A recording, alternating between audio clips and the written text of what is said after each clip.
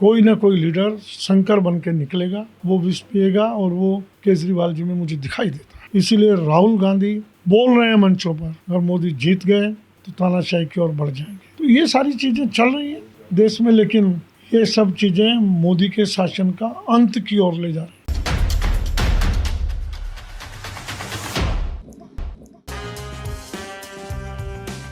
खाटू श्याम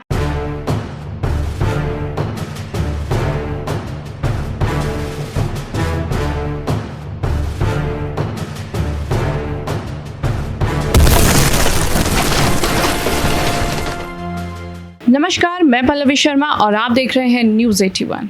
जिस तरह से देश में 2024 के लोकसभा चुनाव नज़दीक आते जा रहे हैं, खास तौर पर देश की राजधानी दिल्ली में जो 25 मई को होने वाले हैं, आज हम देखते हैं कि दिल्ली की जो राजनीति है वो कहीं ना कहीं बदलती हुई नज़र आती है। उसकी तस्वीर जो है वो पूरी तरह से बदल गई है और इसी पर चर्चा करने के लिए आज हमारे साथ हैं विधानसभा स्पीकर। सर, बहुत बहुत स्वागत है आपका हमारे चैनल पर। बहुत बहुत धन्यवाद। जिस तरह से हम देख रहे हैं देश में राजनीति की जो तस्वीर है वो बदल गई है, जेल से लेकर आज प्रदर्शन हो रहे हैं, क्या कहना चाहेंगे, किस तरह की परिस्थिति आप देख रहे हैं?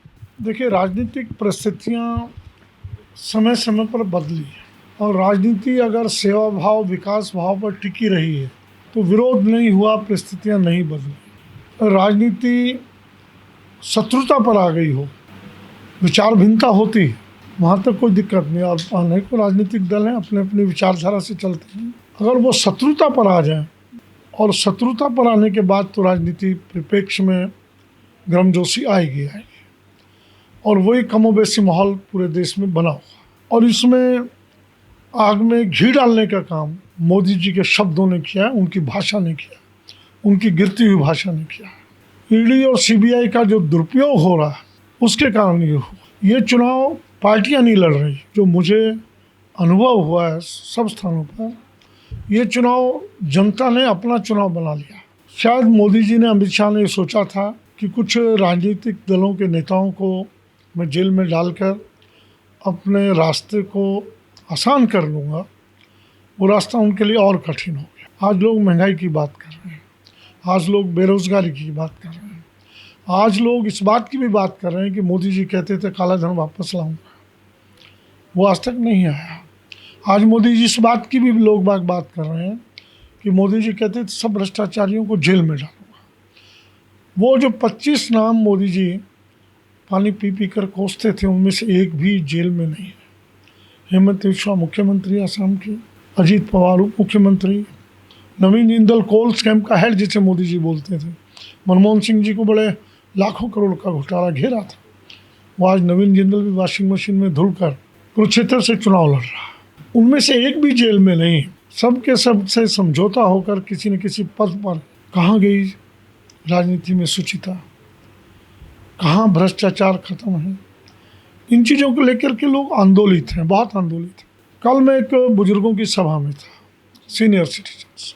एक व्यक्ति खड़ा हुआ, वो एक चाय पर वार्तालाप था। उसने कहा जी हम 2020 से तीर्थ यात्रा पर कहीं भी ट्रेन में घूमते थे और हमारा सीनियर सिटीजन को जो डिस्काउंट मिलता था वो भी मोदी ने छीन लिया। 40% पुरुषों को मिलता था, 50% महिलाओं को मिलता था। सिलेंडर का रेट बढ़ाकर पैसा हमसे ले लिया, 700 रुपये महीना, 800 रुपये महीना हमारी जेब से निकाल लिया। डीजल पेट्रोल का रेट बढ़ाकर हमारी जेब से निकाल लिया। तो ये जो परिस्थितियां देश में बनी हैं, ये चुनाव पार्टियां तो केवल नाम है, जनता लड़ रही है। देश की जनता जो पिछले 10 सालों में हाथी के दांत दिखाने की ओर, खाने की ओर, ये जनता को समझ में आने लगा। अडानी की संपत्ति का जिक्र कर दूं, 2014 में $7 बिलियन था, लगभग 60,000 करोड़ रुपया। 1988 में फैक्ट्री उन्होंने शुरू की, 2014 यानी 26 साल तक 60,000 करोड़ रुपया, और अब 10 साल में वो संपत्ति बढ़कर हो गई 6,75,000 करोड़ रुपये, लगभग 12 गुना। जनता बोल रही है, इस वक्त जनता कर रही है चीज़ें बात। तो इसलिए मैं समझता हूँ कि ये एक खेल बना दिया मोदी जी ने, जेल में डालो। जिस घटना को लेकर के आज प्रदर्शन किया गया, ईडी के दबाव में, सीबीआई के दबाव में, हमारे दिल्ली के उपराज्यपाल महोदय ने जिस ढंग से महिला आयोग को भंग करके सब पदों को खत्म करके और उसकी सीबीआई जांच के लिए लिख के भेज दिया गृह मंत्री को, कहीं ना कहीं मैं समझता हूँ बीजेपी के दबाव में थी हमारी स्वाति मालीवाल। और उस दबाव का परिणाम ये था कि वो इंडिया से बाहर से आई तो खुल के चुनाव प्रचार में लगी और वो घर बिना अपॉइंटमेंट के लिए चली गई मिलने, ये सब मीडिया में दिखाई दिया। और बहुत सुरक्षित वो घर से बाहर निकल रही है, चलते फिरते बाहर से निकल रही है, कहीं पर किसी ढंग का उनकी चाल में अंतर नहीं। और उन्होंने जो आरोप लगाया वो कहीं ना कहीं बहुत दबाव में थी, मैं ये मानता हूँ। और व्यक्ति को कुछ भी है इतने दबाव में कहीं आना नहीं चाहिए, लेकिन पुलिस बिना जांच के वैभव को उठाकर ले गई, रिमांड ले लिया, उनके बयान नहीं लिए, उनकी बयान की सत्यता की जांच नहीं की, जो वीडियो वहाँ कर्मचारी ने बनाए उनकी सत्यता की जांच नहीं की, बिना एक तरफा कार्रवाई हो गई। उसके विरोध में आज हमने कहा भाई एक साथ सभी को गिरफ्तार कर लो, विषय खत्म हो जाएगा।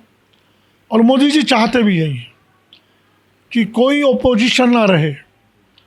आज जीत जाऊं 2024 में, 2029 में नो वोटिंग एट ऑल। जो भी स्टेट विरोधी दल की जीत के आएगी, एमएलए खरीदना शुरू कर दिया उन्होंने। भय उनका इतना है, ईडी उनका इतना है, संविधान को पलट लेंगे। चुनाव आज मॉर्निंग में एक आई पॉकेट में सभा थी, मैं जवाब नहीं दे पाया। मिस्टर केन थे, उन्होंने कहा जी संविधान के 15 पन्ने नए जोड़ दिए गए, मुझे मालूम नहीं, गवर्नमेंट ऑफ इंडिया से रिटायर्ड हुए, शायद सेक्रेटरी पद से रिटायर्ड हुए, उनमें रद्दोबदल कर दिया गया। अब मुझे आश्चर्य हुआ, मैं देखूंगा फुर्सत में इस विषय को। उन्होंने आशंका प्रकट की कि पूरा संविधान बदल डालें, और यह आशंका हमें नहीं है, सबको है। क्यों? जो व्यक्ति सुप्रीम कोर्ट के आदेश को मानने को तैयार नहीं, चुनाव आयोग को लेकर कि चुनाव आयोग का चयन करने के लिए जो समिति गठित होगी उसमें एक सीजेआई होगा, उनको वो भी बर्दाश्त नहीं। इससे बढ़िया निर्णय क्या हो सकता था? चीफ जस्टिस को दूध की मक्खी की तरह से बाहर निकाल फेंका। जिन लोगों को इतना भी शर्म नहीं आती कि चंडीगढ़ में मेयर के चुनाव में नंगा नाच हुआ, प्रधानमंत्री जी की बोलती बंद, एक शब्द नहीं बोला, एक शब्द उन्होंने नहीं बोला।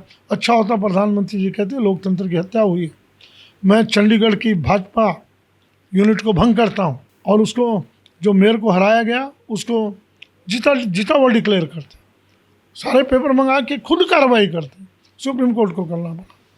देश के लोग मुरीद हो जाते मोदी के, लेकिन नहीं, अहंकार में डूबे हुए हैं और अहंकारी की आंखें नहीं खुलती, ना उनको सुनता है ना दिखता है। जिस तरह से हमने देखा कि आज आम आदमी पार्टी के तमाम बड़े नेता सड़कों पर थे, इवन केजरीवाल जो मुख्यमंत्री हैं उनको भी रोड पर आना पड़ा। जिस तरह से उन्होंने चैलेंज किया, किसी की जो है कार्यवाही नहीं हुई है उनके खिलाफ, किसी की गिरफ्तारी नहीं हुई है, इसके पीछे आप क्या माइंडसेट मानते हैं कि किस तरह से उन्होंने चैलेंज भी कर दिया लेकिन गिरफ्तारी नहीं की गई? देखिए, इसको मैं माइंडसेट ना कहिए, इसको ये कहिए कि आप रोज़ रोज़ का तमाशा बनाते हैं। किसी विधायक के यहाँ ईडी, किसी विधायक के यहाँ सीबीआई, किसी विधायक के यहाँ इनकम टैक्स, हम सब आ जाते हैं, एक बार गिरफ्तार कर लीजिए, विषय ख़त्म हो जाएगा, हम सब जेलों में रह लेंगे, आप दिल्ली जीत लीजिए। लेकिन वो नहीं आए, उनका चैलेंज था और उसमें राजनीतिक पहलू भी था और चैलेंज भी था, दोनों चीज़ें थी। मैं भी था वहाँ पर, सभी लोग आज बड़े नेता वहाँ पहुँचे थे। मुख्यमंत्री ने ये आरोप लगाया है कि जो देश के प्रधानमंत्री हैं वो चाहते हैं कि सभी नेताओं को जेल में बंद करें, उनके बैंक जो सीज कर दिए जाएंगे, साथ ही उनके कार्यालयों में उनका जाना बंद कर दिया जाएगा। तो ये किस तरह का डर है? ये डर नहीं है, इसको डर शब्द मत जोड़िए। ये जब कोई संविधान की मर्यादाओं को तोड़कर तानाशाही की ओर बढ़ता, मुझे अंग्रेजों के शासन की याद आती है। लोग इसी ढंग से कहते थे, इसी ढंग से करते थे, यही चीज़ें आती थी। हमारे यहाँ सड़कों पर बैठ रहे हैं, हम डांडी मार्च कर रहे हैं, गिरफ्तार कर लीजिए, हम जाकर नमक बनाएंगे, आप गिरफ्तार कर लीजिए। वो उसी ढंग का वातावरण देश में बन रहा है और उसी वातावरण को भांप कर केजरीवाल जी ने बोला। तो इस सब का असर, क्योंकि अभी भी जो दिग्गज नेता हैं आम आदमी पार्टी के, वो अभी तक भी जेल में हैं, चाहे वो सत्येंद्र जैन हो, चाहे वो मनीष सिसोदिया हो, अभी केजरीवाल जी भी उनको दोबारा जाना है। इससे आपको क्या लगता है कि चुनाव पर कितना असर होगा, आम आदमी पर कितना असर होगा? देखिए, मैंने पहले कहा कि इस बार का चुनाव आम आदमी लड़ रहा है। चुनाव लड़वाने वाली पार्टियों को कभी तसल्ली नहीं होती। मैं तो आज ये कहता हूँ कि ये सब नेता घर में बैठ जाएं और चुनाव दिल्ली की जनता लड़ रही है। दिल्ली की जनता इतनी आक्रोशित है, हर बात को लेकर। वो लंबी बात हो जाएगी, लंबा विषय हो जाएगा। लेकिन मैं यहाँ एक बात कहूँगा कि सुप्रीम कोर्ट ने जिस ढंग से ईडी को लेकर, पीएलए एक्ट को लेकर टिप्पणी की है कि कोर्ट की परमिशन के बिना गिरफ्तारी नहीं कर सकते, आदेश पारित किया, तो ईडी की गिरफ्तारियों की धज्जियाँ उड़ गई हैं। कहने की कोई ज़रूरत ही नहीं है। आज नहीं तो कल, कल नहीं तो परसों बाहर आएंगे। सबसे बड़ी इलेक्ट्रल बॉन्ड की जो धज्जियाँ उड़ी हैं, उसमें शरद शेट्टी ने जिस ढंग से पैसा दिया है, उससे धज्जियाँ उड़ गई हैं। ये सारी चीज़ें आ रही हैं, सब आ रही हैं। मुझे नहीं समझ में आता कि मोदी जी को कौन गाइड कर रहा है इनके पीछे। अमित शाह गाइड कर रहे हैं या कौन गाइड कर रहा है? अभी नड्डा जी का एक बयान चला है टीवी पर, भाजपा के अध्यक्ष का। मुझे बड़ा आश्चर्य हुआ कि अब हम खुद अपने पैरों पर खड़े हो गए। अटल जी के शासन में, अटल बिहारी वाजपेयी जी की सरकार तक हम आरएसएस का सहयोग लेते थे। अब हमें उनके सहयोग की ज़रूरत नहीं है। 2014 में आरएसएस पूरा दिल्ली में घूम रही थी, पूरी आरएसएस ने बीड़ा उठाया था चुनाव का। ये कहाँ है, क्या है, कैसे ये संभव हो रहा है? या तो आरएसएस के कंट्रोल से बाहर निकल चुके हैं मोदी जी, या आरएसएस ने उनको खुले मैदान में छोड़ दिया, जो मर्जी आके। इसीलिए वो मंगलसूत्र की बात कर रहे हैं, इसीलिए वो 2 भैंसों की बात कर रहे हैं। ये जो सारी चीज़ें हैं, ये बड़ी भयंकर है। और इन चीज़ों पर हम सबको, जनता को संज्ञान लेना चाहिए। मैंने तो 4 तारीख को नॉमिनेशन फाइल करने जा रहे थे कैंडिडेट का। मैं भी वहाँ गया था, नीचे खड़ा था। स्पीकर की कुछ मर्यादाएं रहती है, मंच पर नहीं था। तो वहाँ एक मीडिया ANI के वालों ने मुझसे क्वेश्चन कर दिया। 3 मई को तो बयान दिया इन्होंने, 3 मई का बयान था। मैंने उत्तर दिया, एक चुटकी सिंदूर की कीमत तुम क्या जानो मोदी बाबू। फिल्मी डायलॉग है। उनको क्या पता है जिस ढंग से बातें कह रहे हैं, कर रहे हैं, जो सारी स्थितियाँ बन गई हैं। अभी 4 दिन पहले स्टेटमेंट दिया, मैंने मुसलमानों का कभी विरोध नहीं किया।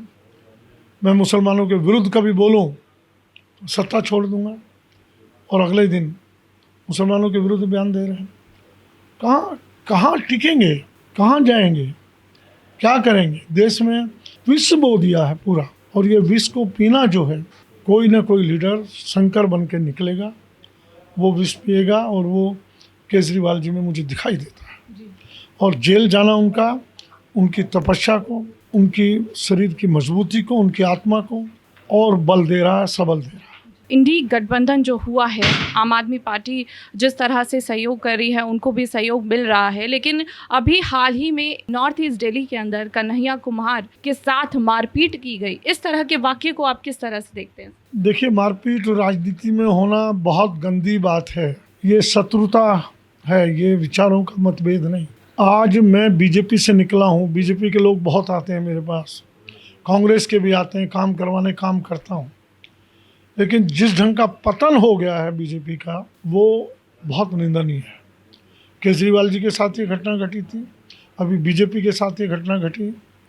और उस व्यक्ति का वीडियो वायरल हो चुका है सारा, कि वो मनोज तिवारी के साथ मंच पर बैठे, ना मुझे उनका ध्यान नहीं, मंच पर बैठे हैं, वीडियो वायरल हो चुका है। उस व्यक्ति के विरुद्ध अब तक कोई कार्रवाई पुलिस ने नहीं की, कोई अरेस्ट नहीं किया, कोई कार्रवाई नहीं की। यहाँ मैं एक और इस बात पर आपको, जनता को आगाह करना चाहता हूँ। इतनी गिरावट राजनीति में, 10 दिन पहले स्कूलों में बम रखे गए, मासूम बच्चे भगदड़ स्कूलों में, क्या कोई गिरफ्तार हुआ है? वो सरकार उसकी जांच तक नहीं कर पाई थी। हॉस्पिटल में बम की अफवाह आ गई। 100% हर तरीके से सरकार फेल है। क्या करवाना चाहती है सरकार, समझ में नहीं आता। किस ढंग की रूमर डालकर, झूठी या सच्ची, और यानी इतनी भगदड़ मच गई स्कूलों में। माँ बाप दौड़े, दिल्ली जाम हो गई बच्चों को लेने के। स्वाभाविक है, होना था। लेकिन पुलिस फेल्योर है, CBI फेल्योर है, इंटेलिजेंस ब्यूरो फेल्योर है, कोई गिरफ्तार नहीं हुआ अब तक, कुछ नहीं हुआ। तो ये सारी चीज़ें चल रही हैं देश में। लेकिन ये सब चीज़ें मोदी के शासन का अंत की ओर ले जा रही हैं। लेकिन सरकार का नारा है 400 पार, अब की बार 400 पार। तो आम आदमी पार्टी या विपक्ष उस नारे को किस तरह से देखता है, उस आंकड़ों को किस तरह से? देखिए, ये अमित शाह के जुमले हैं। दिल्ली में भी कहते थे अब की बार हमारी सरकार 60 पार, 40 पार, 50 पार। पंजाब में भी उन्होंने नारा दिया, बंगाल में भी दिया, कर्नाटका में भी बहुत बड़े बड़े नारे दिए। इस नारे की हवा जो है आज इस वातावरण में जो राम मंदिर का सहारा लेके चले थे वो फुस हो चुका है। पहले फेज़ का चुनाव 102 सीटों का, मोदी जी बड़े चेहरे पर शांति थी, शब्दों में संयम था, गहराई थी, लेकिन उस चुनाव के बाद जो उखड़े हैं वो उनके इंटेलिजेंस ब्यूरो ने उनको बताया है कि आप बुरी तरह से आ रहे हैं, 30 या 35 सीटें आ रही हैं। उसके बाद वो उसी ठर्रे पर आ गए। दूसरे फेज़ का हुआ, तीसरे फेज़ का हुआ, और उसके बाद उनकी वाणी निरंतर गिरती चली गई, शब्दावली निरंतर गिरती चली गई। उसी से अंदाज लगता है 400 तो क्या 200 आ जाए बहुत है, गनीमत है। मुझे उस पर टिप्पणी करने की ज़रूरत नहीं। सर, मैं आखिरी सवाल आपसे जानना चाहूँगी, क्या आपको लगता है कि डिक्टेटरशिप जो आजकल चल रहा है देश के अंदर नाम, वो आ चुका है, वो इस सरकार में है? अगर है तो आप आने वाले वोटर्स को वोटिंग बूथ पर जो जाने हैं उनको आप क्या संदेश देना चाहेंगे कि क्या सोचकर वोट किया जा सके? इस 10 साल में देश निरंतर तानाशाही की ओर बढ़ रहा है। मोदी सरकार ने जितने भी ऑर्गेनाइजेशन थे जो देश को संभाल के चलते हैं, वो ईडी हो, सीबीआई हो, आईबीआई हो, कोर्ट हो, न्यायालय हो, उन सबको मुट्ठी में बंद करने का प्रयास किया है। बीजेपी तोते का पिंजरा बोलती थी, अब तो तोते के कई पिंजरे हो गए, अनेकों पिंजरे हो गए। आज वो उच्चतम न्यायालय को कुछ नहीं समझते, चुनाव प्रणाली को कुछ नहीं समझते, जनता को कुछ नहीं समझते, जनता की क्या स्थिति है उनको नहीं समझते, बुजुर्गों को नहीं समझते, महिलाओं की जिस ढंग से बेइज्जती देश में हो रही है, देश के खिलाड़ियों की बेइज्जती हो रही, मणिपुर का में जिस ढंग से नंगा नाच हुआ है, देश की खिलाड़ियाँ बैठी रहीं जंतर मंतर पर, आंसू बहाती रहीं, और अपने सांसद के विरुद्ध कोई कार्रवाई नहीं करते, उल्टा सम्मानित करते हैं, बेटे को टिकट देते हैं।